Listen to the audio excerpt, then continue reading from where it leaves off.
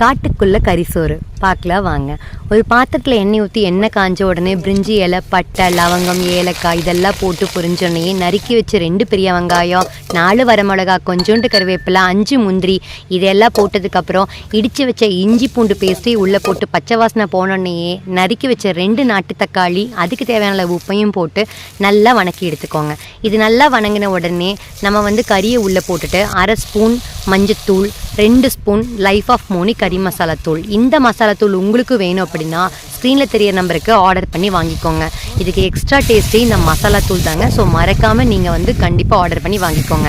கறிக்கு தேவையான அளவு தண்ணியை ஊற்றி கறி 3/4 வெந்த உடனே தேங்காய் பால், அதுக்கப்புறம் கொத்தமல்லி, புதினா தலை, அப்புறம் 1/2 ஸ்பூன் பெப்பர் தூள், 1/2 ஸ்பூன் நெய்யை ஊற்றி ஒரு கொதி விட்டு இறக்கி பச்சை பசியன் காட்டுக்குள்ளே குள்ளுன்னு காத்தோட இந்த கறியை வச்சு சாப்பிட்டு பாருங்கள். அல்டிமேட்டாக இருக்கும். மறக்காமல் இதை உங்கள் வீட்லேயும் செஞ்சு பாருங்கள்.